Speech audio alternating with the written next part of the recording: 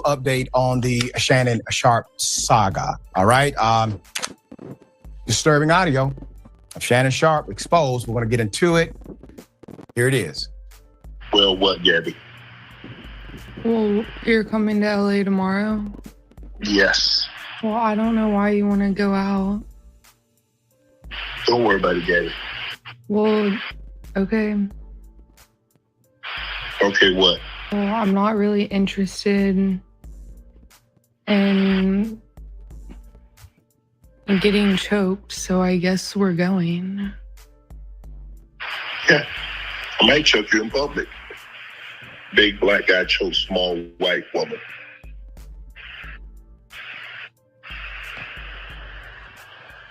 It's not a good look, Shannon. Not a good look that you did what you did to me. There is a second audio recording. I'm going to play that in just a moment. Some context. $10 million was actually already offered before the $50 million lawsuit came. We're going to get into that as well. There's new information we did not know prior. Here's the second audio. Anything I say, you're just going to get mad at and you're just going to hang up on me. So I feel like... I'm not going to hang up on you. Here's what it is. What does that even mean? Nothing, Gabby. You want to be to me now, so... I don't want to be... Don't manipulate me. Oh, Lord have mercy. If you say that one more time, I'm going to choke out of you when I see you. Thank you. Well, I don't want to be choked. Yes, you do. I don't think you have a choice in the matter. Put it up for mass. Earlier this week, we reported on Shannon Sharp facing a massive civil lawsuit while negotiating a $100 million podcasting deal, including explicit text, recordings are revealed now. I'm sure more is to come. A reminder, the legal action was filed by, on the record, Jane Doe, represented by the same lawyer who unsuccessfully pursued Jay-Z in a similar case brought last year. Accuses Sharp of assault, sexual assault, battery, sexual battery, and intentional infliction of emotional distress.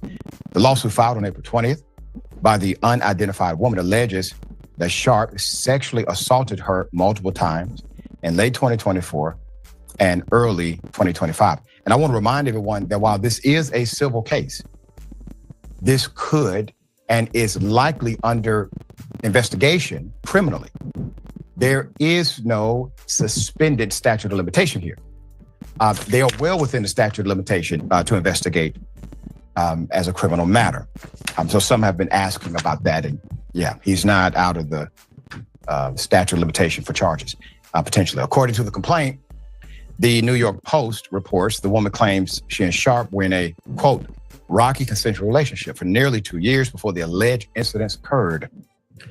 According to new reports, Sharp's attorney, Lanny Davis, revealed that the NFL veteran previously offered $10 million to the alleged victim to avoid the case becoming public. In a press conference, Davis provided additional context surrounding the $50 million suit filed by his ex-girlfriend. So the multi-million-dollar offer was made during mediation conversations this past month. She walked away from the offer. Quote, "It was a big shock to us when suddenly this case was filed without any advance warning," Davis said. Recently, the accuser released a recorded conversation in which Sharp can be heard saying, quote, "I'm going to effing choke it out of you," end quote. She began the consensual relationship with Sharp, later alleging citing controlling and physical abuse. Another quote, "He demanded complete control over her time and body," Busby issued in a statement, expecting her to be at his house on his schedule at his command whenever he called. According to the suit, late 2024, she attempted to end the relationship with the nightcap host, which allegedly led to Sharp sexually violating her. That is in the claim. She claims the abuse occurred again in January of 2025. There are people responding on TikTok and other social media apps. So for some context, here's some of those responses.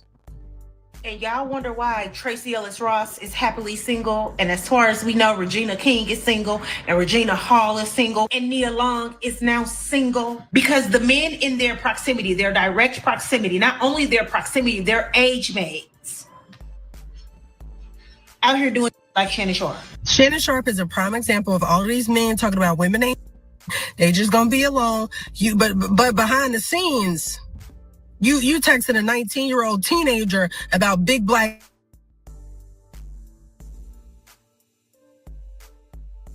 We won't have these problems. I said what I said. I would like to know less about you. I would like to know less. Do. I remember when actress comedian Monique, we've had on the program a couple of times, when she went on Club Shay Shay, she said something in a way that was from the heart, is her way, but she gave him a warning. And this sister talks like this to individuals that she actually has care and respect for. And obviously she was offering this as advice, but Twitter's reminding everyone of it. Here it is. Come on. They talk to us. How this dating thing? Because it's Mo is different now than when you and I. It's different, baby. I'm grateful I'm not 56 and trying. But you tried to say that. What you trying to say? Mo? I'm looking right at you. I know you looking at your. I ain't backing down. You better take your old ass and get somebody to love you. Damn, Mo. Now I'm looking right at y'all. Let me tell y'all what Shannon needs. Let me tell you what my baby needs. He need him an old fat gal who can bake good cakes, make some smothered turkey wings, who gonna rub his feet at the nighttime, okay, and gonna have a sip of his cognac to make him feel better about himself when he come home at night. That's what Shannon needs. You don't need no 26-year-old girl. You don't need no 36-year-old girl. This is your auntie talking to you. Take your old ass and get you an old bitch out there that can love you old. Obviously laced with the comedic characteristic of Monique. Stephen A. Smith, colleague, friend.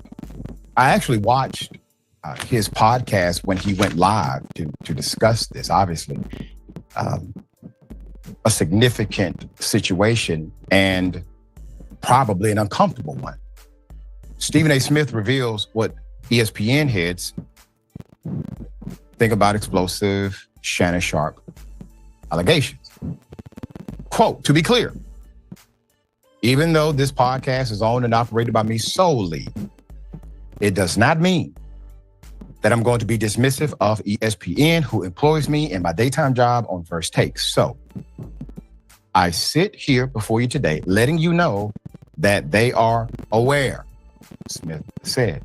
He continued, quote, I can tell you, I also spoke to co-chairman of Disney, the boss, who made it very clear that we are taking this matter very seriously and we are looking into this very, very closely.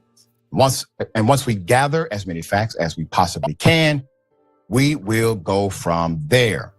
All right. Shannon Sharp was nearing a $10 million settlement with the accuser before the bombshell lawsuit. Shannon Sharp was in the midst of a mediation with the woman who accused him of sexual assault when she filed the civil lawsuit. Quote, without warning, according to his attorney, Lanny J. Davis. Now, there is no requirement for warning. I just want everyone to know that. In a virtual press conference, virtual press conference to address the matter Tuesday, the attorney Davis said his client was, quote, was willing to pay the client, quote, at least. That's an interesting context, right? At least 10 million in a settlement. Another quote from the attorney. It was a big surprise to us a few days ago when this case was filed. Davis said, Davis played a recording of Sharp's statement he released on Instagram Tuesday, calling it a shakedown by his accuser and denied the allegations against his client. Two things that are worthy of mention. Stephen A. Smith did say in the beginning of his show that Shannon Sharp is not only a colleague, but a friend before he got into that context. Another dynamic, when Shannon Sharp gave his direct video through social media, he had a lot of details about what they probably were going to release. And he gave some of that information. Now we know how he knew, because they were in the middle of settlement negotiations prior to the lawsuit being filed. All right, a lot of twists and turns. I actually do not believe what we have on public record is the full extent of what they have on Shannon Sharp. Shannon Sharp has said these are edited videos. Basically, he's saying they are taken out of context. And then he provided text messages showing that there's a level, at least, of sexual dynamics connected to some of this language. It doesn't mean that is it all the way through and every time it is said, but he provided that text context. Now, none of us were there.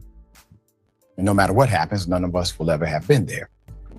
And it seems as if this is going to some dynamic of evidentiary equality, because a court at some point is going to demand that this evidence be produced unless a settlement is reached prior, which it seems as if that's not happening now. All right, dear brother, a lot of elements here. Thoughts? Are you sure you don't want to talk about something like Israel and Palestine, something a lot less controversial? Because I don't know if I feel extremely comfortable talking about this particular topic simply because of all the nuances that it brings forth. I do want to say that in the court of public opinion, everyone is always found guilty, and that content without context is not information. That being said, clearly Shannon Sharp is in the wrong, if for nothing else, for not being careful and not heeding the words of so many Black women that have come to his aid, including my colleague and friend Monique, who spoke up and spoke out in regards to his dating life. You saw the TikToks. We all know where it's going. Now, I heard the words. I do not know if I heard the anger that's being prescribed by the victim in this situation, but I did hear the words. There are words sometimes taken out of context. If I say I kill you on the basketball court, I shouldn't be locked up for murder. If I say I'm the bomb, I shouldn't be locked up for terrorism, except under this administration, anything is possible. I do know that Shannon Sharp said some inappropriate things that is just a part of a collection. Now, if there's a lot more, then that's what we have to go based on. I don't know the full story, but neither do you. The only two people that do is Shannon Sharp and the victim, alleged victim in this case. And there's always two stories, two sides to every story, and then there's the truth. And the truth lies in between.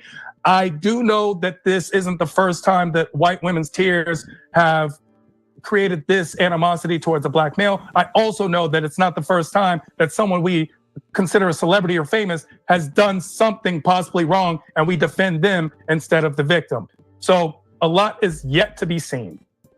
A lot is yet to be seen and guaranteed to come.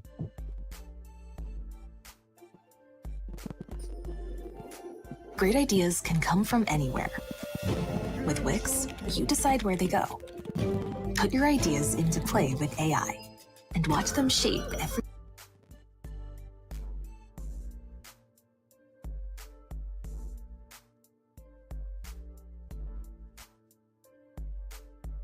Tim Scott, the #1 Black male white supremacist.